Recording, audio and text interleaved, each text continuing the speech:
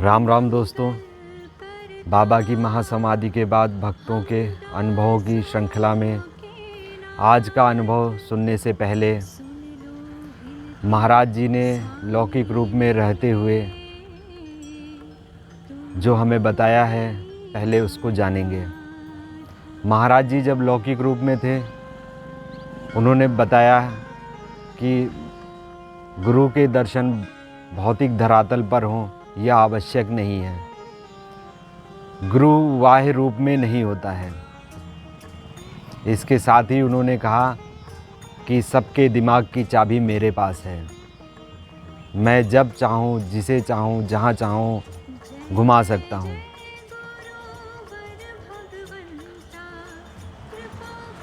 गुरु की प्रेरणा हमें दो रूपों से प्राप्त होती है। एक तो प्रत्यक्ष प्रेरणा के रूप में और एक अप्रत्यक्ष प्रेरणा के रूप में। जो अप्रत्यक्ष प्रेरणा होती है वह मानसिक संचार के द्वारा पूर्ण होती है। जब किसी कार्य को करने के बाद हम समझ पाते हैं कि ये कार्य हमने क्यों किया और ये कार्य हमसे किसने करवाया, तब हम जान पाते हैं कि ये प्रत्यक्ष प्रेरणा के द्वारा हमारे द्वारा कार्य हुआ है। आज की जो घटना हम सुनेंगे उसमें प्रत्यक्ष और अप्रत्यक्ष दोनों ही प्रेरणा का जिक्र है। वैसे तो ये विषय बहुत ही विस्तृत है। अगर इस पे 4-5 एपिसोड बनाए जाएं तो भी शायद कम होंगे। मानसिक संचार में गुरु हमारे अंदर यथा समय विचारों को डालते हैं, जिसे हम अज्ञात प्रेरणा के रूप में देखते हैं। मानसिक संचार में हमारे और गुरु के बीच में जो कनेक्टिविटी बनती है वो गुरु की इच्छानुसार होती है। जब उनको उचित लगता है तब वो आपके मन में प्रेरणा डालते हैं। आज का अनुभव श्री बालाजी सैनी, जो नई दिल्ली निवासी हैं, उनका अनुभव है। वो बताते हैं कि उनके पिता किशन चंद जी सन 1981 में लीवर के बुखार से पीड़ित हो गए। काफ़ी उपचार के बाद भी वो बिस्तर पर ही पड़े रहते। उन्होंने लगभग ठीक होने की उम्मीद ही छोड़ दी थी।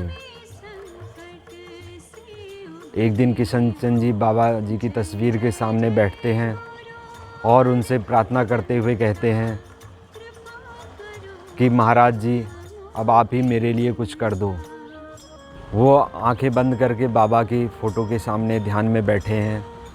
उसी समय उन्हें ऐसी प्रेरणा होती है कि महाराज जी आवाज़ देकर कह रहे हैं कि तू चिंता क्यों करता है।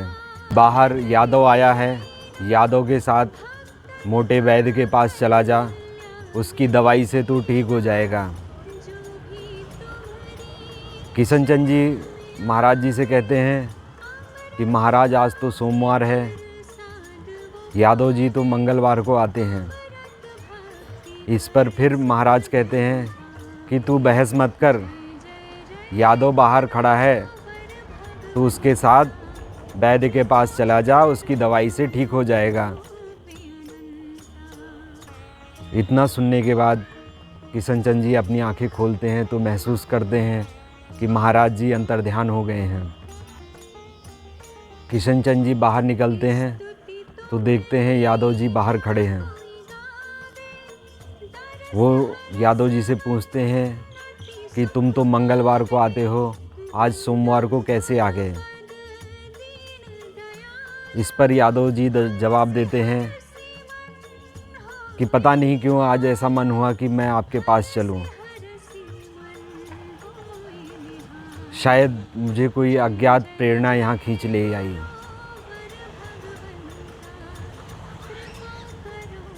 जो ये यादव जी ने किया बिना सोचे समझे, वो महाराज जी के मानसिक संपर्क के द्वारा उनसे कराया गया। जब वो वहाँ पहुँच जाते हैं, किशन चंद जी उन्हें महाराज जी से हुई पूरी बात बताते हैं। तब उनकी समझ में आता है कि मैं आज किशन चंद जी के घर क्यों आया। किशन चंद जी यादव जी के साथ वैद्य के पास जाते हैं।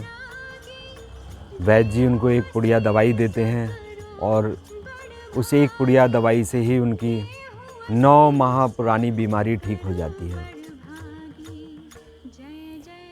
यह सारा कार्य संपन्न होने के बाद यादव जी और किशन चंद जी दोनों ये बात समझ पाते हैं कि अप्रत्यक्ष प्रेरणा के द्वारा महाराज जी किसी भक्त से कैसे कार्य करवाते हैं।